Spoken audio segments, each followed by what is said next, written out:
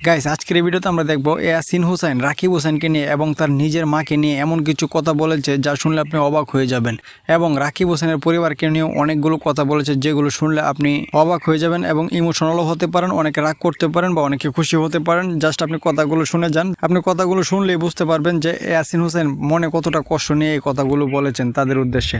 So guys তাহলে চলুন ভিডিওটি শুরু করি। তার আগে অবশ্যই ভিডিওতে একটা লাইক দিয়ে দিবেন।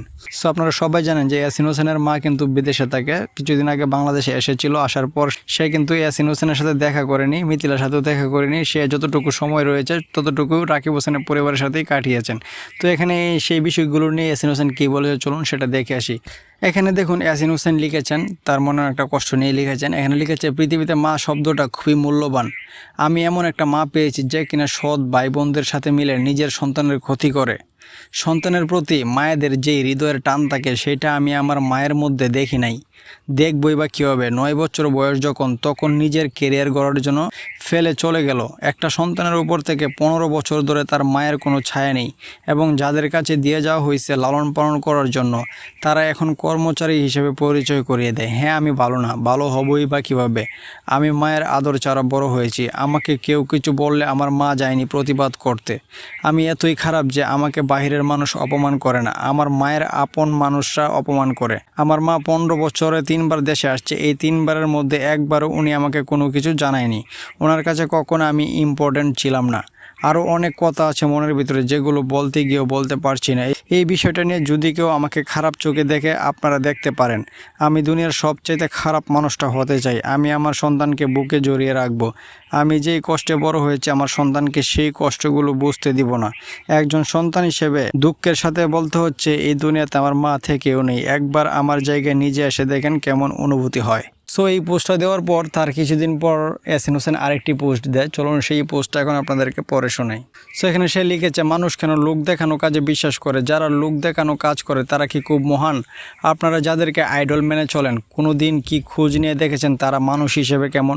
রিসেন্টলি আমার মাকে ঘিরে যা চলতেছে বা তার ফ্যামিলিরা মিলে যেই গেমটা খেলতেছে আজ সব এক এক করে বলবো। প্রমাণ লাগবে? অবশ্যই পাবেন। নাম্বার 1, কেউ একজন পোস্ট করেছে মা দিতে পারলে ভালো, না দিতে পারলে ভালো না। সে এখানে উত্তরে বলেছে, আমার মা সারা জীবন আপনাদের দিয়েছে তাই আপনাদের কাছে উনি মহান এবং আপনাদের ভাগে কম পড়বে দেখে আমার নামে কান ভরে নিজেদের কাছে নিয়ে গেছেন তাবিজ করে।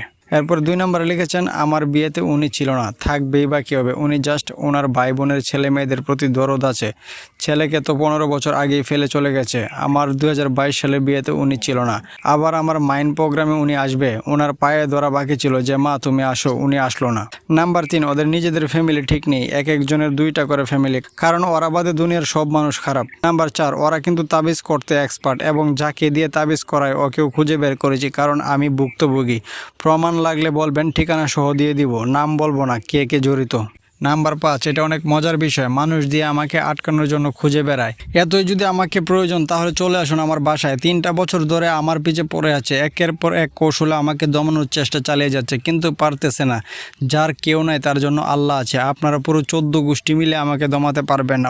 অপেক্ষা করুন, এক এক করে আপনাদের আসল রূপ বের হবে। আপনাদের নাটক শেষ হবে কোনোদিন। কতদিন ফ্যান ফলোয়ারদের বোকা বানিয়ে আমাদের পোস্টে ভুল মন্তব্য করাবেন? এটাও কিন্তু এক ধরনের মানসিক যন্ত্রণা। সব কিছুরই শেষ আছে। আমাকে নিয়ে যত অপচেষ্টা করতে পারেন করতে থাকেন। তাবিজ করে কতদিন? আল্লাহকে ভয় করুন। পুরো দুনিয়া যদি আমার বউয়ের বিপক্ষে থাকে আমি আমার বউয়ের পক্ষে। তার সম্মান রক্ষা করা আমার দায়িত্ব। তার সম্মান যেখানে নেই সেখান থেকে আমি তাকে নিয়ে আসছি। নিত্যদিন তাকে নিয়ে খোঁচাখুচি করিয়েন না, আমি এখনো জীবিত। এই কথাগুলো বলার কারণ আপনারা কিছু মানুষের পোস্ট দেখে অনেক কিছু জানতে ইচ্ছা করে। সত্যের একদিন জয় হবে, সেদিনের অপেক্ষায় আছি। সো গাইস, এখানে ইয়াসিন হোসেন যে কথাগুলো বলেছে সব কিছুই কিন্তু রাকিব হোসেনের ফ্যামিলিকে উদ্দেশ্য করে বলা হয়েছে। তো আশা করি আপনারা বুঝতে পেরেছেন। তো এই বিষয়টা নিয়ে আপনারা কী মনে করেন অবশ্যই কমেন্টে জানাবেন। সো আজকের ভিডিওটি এই পর্যন্তই। ভালো থাকবেন, সুস্থ থাকবেন, আল্লাহ হাফেজ।